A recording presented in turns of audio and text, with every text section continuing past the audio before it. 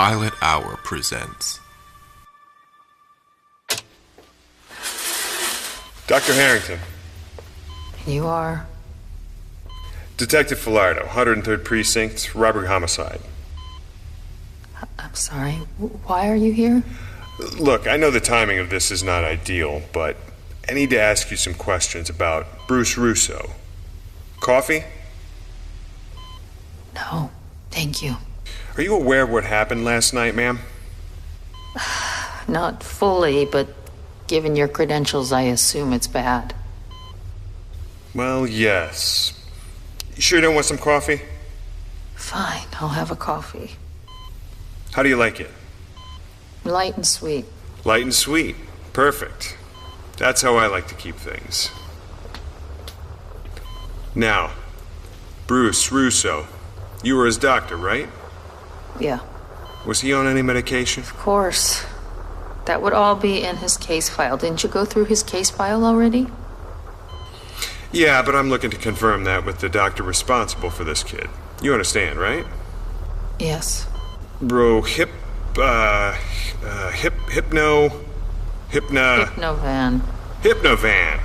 That's right. Man, these medical names are always so hard to pronounce. So, just for my notes, Bruce was on Hypnovan, an antipsychotic, at the time of his death, correct? As described in his case file and as prescribed by his psychiatrist, Dr. Lasher.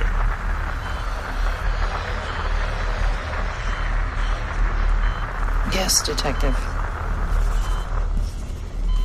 Well, that is helpful, ma'am. Thank you.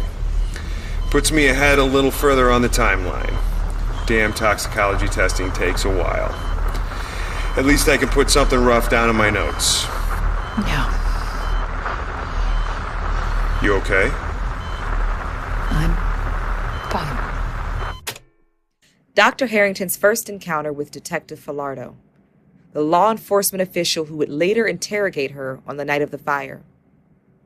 After suffering a concussion in her attempt to subdue Bruce, Harrington spent the night in Queens General Hospital recovering. While Bruce was steadily improving, his sudden decline and untimely death left Harrington susceptible to grave consequences for removing the surviving Fillmore 4 from their medication. But Harrington had good cause. I know that now. With a healthy distrust of authority pumping through her veins and a belief in what the teens were experiencing, Harrington was prepared to make the ultimate sacrifice to stop the nightmare before any further death could happen. But with every lie comes a greater lie and a greater cost. A cost I am starting to understand more clearly with the passing of each second I spend researching this case. This is Lifting the Rug, a production of RFE Radio, where we explore hidden secrets, unsolved mysteries, and shine a light for justice. I'm Samantha Williams. Join me as we continue our journey into the gloom.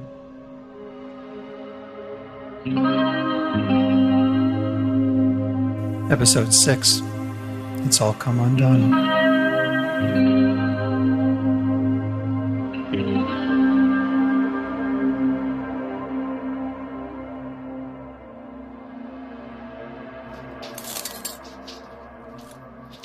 This, and look, here.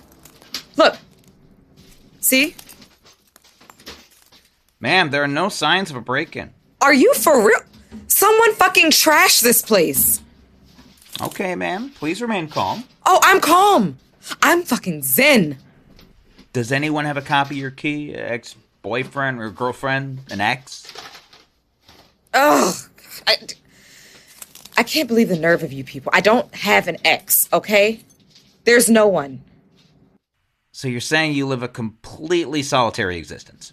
Yeah. You got a problem with that? Not at all, ma'am. Could you stop calling me, ma'am? Okay, resident of apartment 28? Oh, God, I knew I shouldn't have called the cops. You can file a report. File a report, sure. I can go file a report.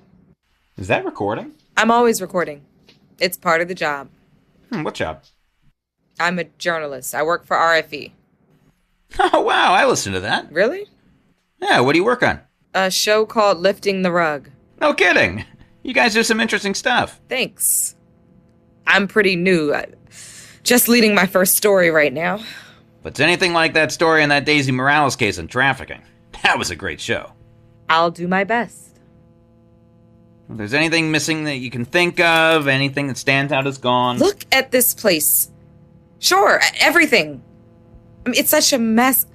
I can't imagine I'll know anything for a while. Well, if you can think of anything, this is my card. You can text or email. Maybe something will come up later on. You think I did this, don't you? I did not say that. If you rewind your tape recording, you will clearly never hear me say anything of that nature. I'm sorry. It's just a lot. I understand. I get it. Sorry about the comment before. It's a bad situation to be in. Sometimes you say things. You don't always filter under stress. I didn't... So what do I do now? File a report and think about anyone who may have a key to this place. Usually with these kinds of incidents, it's someone you know. A record of any item taken is also helpful to track down the individual or individuals responsible. You may also want to maybe... Hey, you following me? Yeah. Thanks for your time, officer.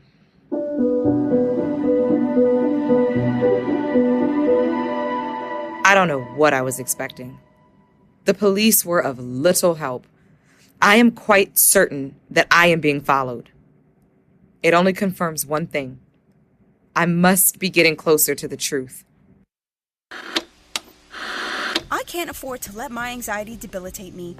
That's why I use once monthly Triple Core to help me stay on top of my game. When you're depressed, you don't want to see anyone. When you're depressed, you don't want to go anywhere. Depression Don't take Treplicor if you have low blood calcium, kidney disease, or can't sit or stand for at least 1 hour. Follow dosing instructions carefully. Stop taking Treplicor and contact your doctor if you have difficult or painful... The commercialization of mood-altering drugs to stave off anxiety and depression. Chemical restraint was no longer a faux pas. It became an accessory. Chemical imbalances implicitly balanced, and the maligned, silenced, and changed. It is indisputable that the surviving Fillmore teens were doing better when Harrington clandestinely removed them from their drugs. The bigger question was, what was in the cocktail that they were prescribed? When the public began to question whether the potential harm of these drugs outweighed their benefits, representatives from these pharmaceutical companies were called before the U.S. Senate for hearings.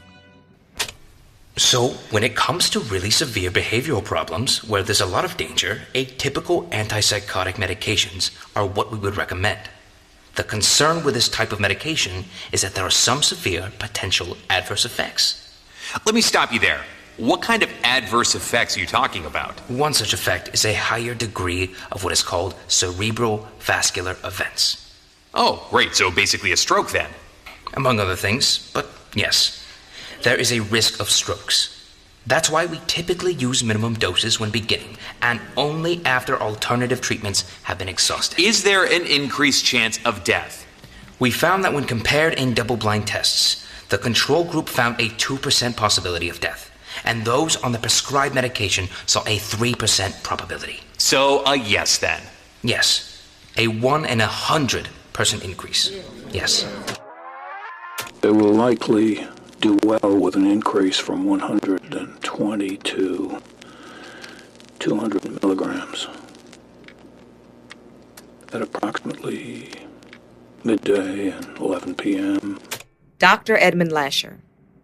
He was an adamant critic of the Tuskegee, broken windows, and Stanford prison experiments, speaking out against all three in the early 1970s. He spoke out not only on their lack of ethics, but also on their methodology. But in later years, his ties to Big Pharma would see him soften his position. On one hand, he was really great at what he did. On the other, he had a dark past and caused harm to the people he swore an oath to protect. My research took me to Dr. Cyril Hirsch, a forensic pathologist who has previously served as the president of both the American Academy of Forensic Science and the American College of Legal Medicine. Dr. Hirsch was also chief medical examiner in Cook County, Illinois for 30 years before retiring into the consulting practice he now operates. He has performed over 14,000 autopsies in his career and served as an expert witness on over 100 criminal trials, including the exoneration of the Baltimore baby killer. Thank you for speaking to us, Dr. Hirsch. Can I start by asking, in general, what are your initial thoughts on the case files? Yes. Well, the reports, there are inconsistencies based on the tapes you have played for me. I am failing to see the connections between the cause and manner of death. Why could this have occurred? That, young lady, I cannot answer. I do not have the ability to trade minds with this pathologist. However, what I can surmise is that is possibly the result of poor medical practice, or, never mind. No, go on. Please finish the thought, Doctor.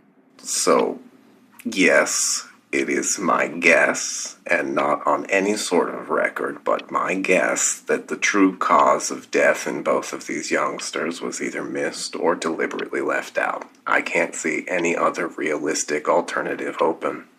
Hypothetically speaking, if there was obfuscation, how could that happen, given the nature and size and scope of the office of the chief medical examiner? The only way that you could have anomalies in both cases, especially in the final autopsy reports, is with the complicity of the chief medical officer of the facility. Also, it is unlikely that a pathologist would contradict a fellow colleague. How is that? In addition to the backlog of work, there is little incentive at that level to contradict each other. These things are usually sorted out at the lower levels so that you don't have to fight at the top. In a sense, if this were willfully unprofessional work completed to reduce caseload, to put it bluntly, nobody was going to throw one of their own under the bus. A cause of death is delivered. There is no real next of kin. The case is closed, and one hand washed the other hand clean of the blood. That sounds very much like you were describing a cover-up. That, my dear, is a possibility, but I could not comment as to why. My meeting with Dr. Hirsch only made the Fillmore web of obfuscation grow wider. If Dr. Lasher was complicit in making certain vague autopsy reports delivered for Kiara and Bruce, I cannot see the motivation as to why. So I dug a little deeper and found something disturbing among the final group therapy session of what remained of the Fillmore Four, now that it was just down to Roland and Alicia.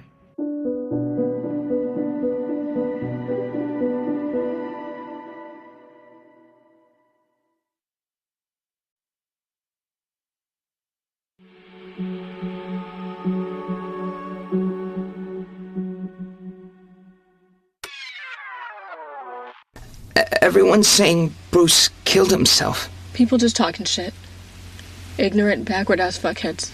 Bruce, no suicide. And it wasn't no fucking accident either. He's scared. It was real. The Gloom is real. Well, if Bruce believed the Gloom was after him, then yes, in his mind, it was. You try to be our friend, and then come down here just to patronize us? You know, at some point you're gonna have to pick a side, Doc. I didn't come here to fight. I came to get you out. Dr. Lasher has been experimenting on us. All of us. Including me. I knew he was bad, man. What are you talking about? He's been injecting you, spiking our drinks, yours and mine, tracking our every move. Why? God knows. But does it matter? What I do know is that we have to get out of this place before he does damage to us that cannot be undone. Death. Yes. Maybe. Like Bruce and Kiki. Exactly, Roland. Like Bruce and Kiki. Why the fuck should we trust you? Well, I'm not sure if you have much of a choice given the level of influence he has here. What makes you different from all the rest? You're filled with all the same empty promises. Well, I beg to differ. Well, I beg that you are full of it. Have I once lied to you while we've worked on these sessions? Have I? No. No. I told you that the drugs you were on were a problem. Now that you're off of them, do you feel better? Are you clearer in your minds? Yes. It's more than words. I've got a plan. Short of you guys, it's all I have left. In examining the tapes further, it becomes evident that Dr. Harrington and the kids were sharing a mutual mistrust and paranoia around the practices of Dr. Lasher and the Fillmore facility. Despite a period of improvement, the teens continue to exhibit prolonged paranoid delusions rooted in psychosis. A psychosis that I'm starting to believe may be grounded in actual events. Upon reviewing recent patient lab results, I've noticed trace amounts of the drug DMT in both Roland and Alicia. Trace amounts of the drug DMT in both Roland and Alicia. Why the fuck were trace amounts of DMT in the Fillmore 4? N-dimethyltryptamine, otherwise known as DMT, is a much stronger hallucinogen contained in the ayahuasca plant. It has been used in religious practices in South America for centuries to induce vision quests. It is permitted in Brazil for religious purposes, but is classified as a Schedule I drug in the U.S. It is debated whether or not DMT is also produced endogenously. In other words, naturally in the body, specifically in the pineal gland in the brain. Also known as the spirit molecule, some users have claimed that it is a bridge to other dimensions. In recent years, researchers have explored the use of hallucinogenic drugs in the treatment of various psychiatric illnesses through the practice of microdosing. Without full access to the labs of Roland Irby and Alicia Higgins, I cannot conclude whether or not the levels of DMT in their blood work were indicative of microdosing DMT, but I can't help but wonder if their delusions were amplified by the substance. I personally have a past experience of microdosing. In my case, mushrooms, to treat general anxiety disorder. I found the holistic treatment to be quite effective, and it lacked the side effects of prescription anxiety medications. In the interest of full transparency, I spent the end of my own adolescence in a psychiatric hospital. It was an experience that both fractured and empowered me. It's why I know and fight for the Fillmore 4. Long after all the smoke has settled and the ghosts have departed into the night, because I am one of them. Forgotten, broken, silenced. Never again, though. The Fillmore 4 will be silent no more. But instead, I need you to feel hopeless with me. The hopelessness that the remaining Fillmore 4 felt. I need to take you to the beginning of the end of Darlene Harrington. Dr. Harrington believed, more or less, that Dr. Lasher was inappropriately drugging her group for some type of experimental study. With her grip on reality slipping further and further away, she was becoming less and less in control of her emotions. It all came to a head the day of her hearing with the hospital review board. No, that wasn't the case, sir. The complaint filed alleges that you stop administering antipsychotic medication to 4 of your patients against the chief medical officer's direction and hiding that knowledge. Dr. Harrington, it seems to me that you were negligent in your duty of care. Their medication is killing them. They're being drugged, experimented on by him. Dr. Harrington, we would thank you to not make inflammatory accusations and just stick to the facts of the matter. The facts of the matter are that my kids are being drugged, specifically with N-dimethyltryptamine. There appear to be trace level amounts in the autopsies. I don't know what you consider to be trace level, but this was certainly not it. But that is beside the point. This is not a typical antipsychotic drug at any level. Are we a treatment facility or a research lab? Lasher is a monster! Dr. Harrington, these are unsubstantiated allegations and you have offered no scientific evidence. We've reviewed the most recent lab results for both Roland Irby and Alicia Higgins, and there are no traces of the drug N-dimethyltryptamine or any illicit Schedule I substances as you described in their systems. Additionally, there are no traces of their prescribed medication Hypnovan.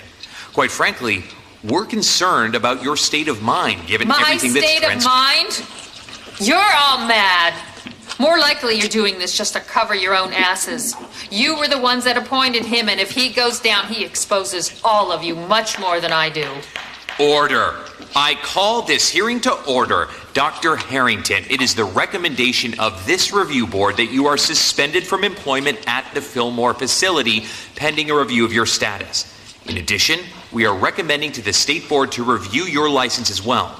Under these conditions, you are to immediately cease interactions with all patients at this facility. You're all murderers!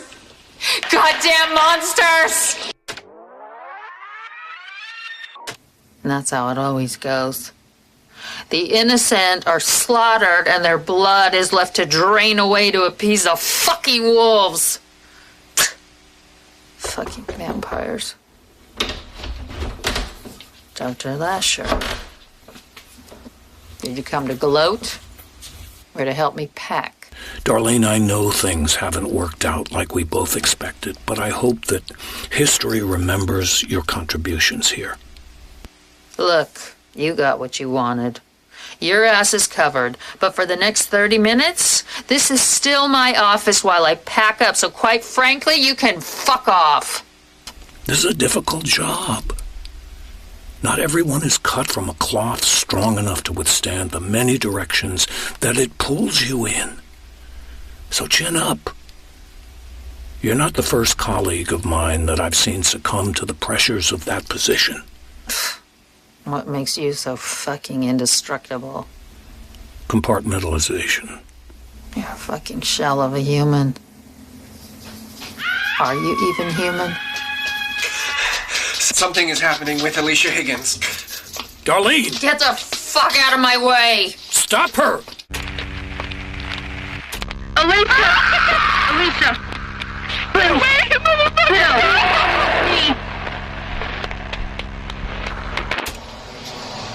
God damn you. You know I'm the only person who can help her. If you don't calm down right now... Get off of me! You're breaking the law! Call a Codam down to the lobby. Call a Codam down to the lobby. Alicia, please. Kiddo? It's me. I can feel it. I can feel it everywhere. It's right here. It's close, Darlene. You have to help me. You promised me you'd help me. I'm sorry, honey. I can't. I made a mistake. I can't. No. No, you have to. I'm sorry. You can't leave me in here to be a guinea pig for these fucking monsters. They're killing us. Please, Alicia. You weren't supposed to be better. You're not supposed to be like them. I thought you actually cared. Focus on things that make you happy. Focus on the light. It'll keep it away long enough for me to come back. To take you away from here. Get the police! Get the police! Hurry! Yes, Dr. Lasher. Let me go! No, get away! Stay away from her! I'm trying. Get away from me, you motherfucker! No! She needs a sedative. Get her needle. There we go. Hold her down. Hold her down. Girl. You goddamn bastards! Damn you! Damn you all for what you've done! You're killing them! It feeds off of their fear.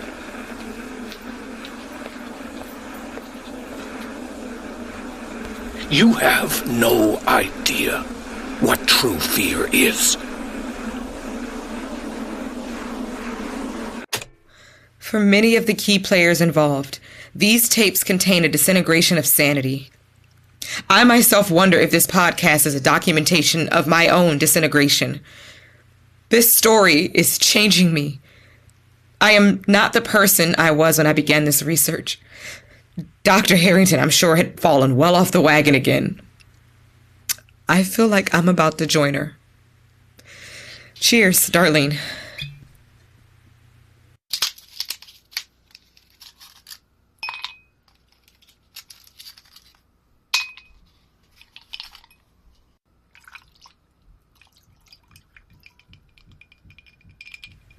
It's not just some story about a bad doctor.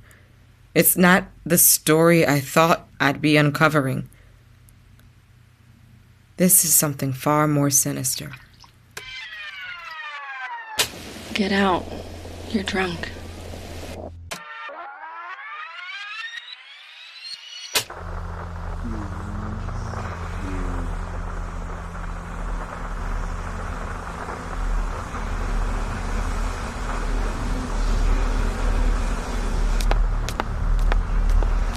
Get out. You're drunk.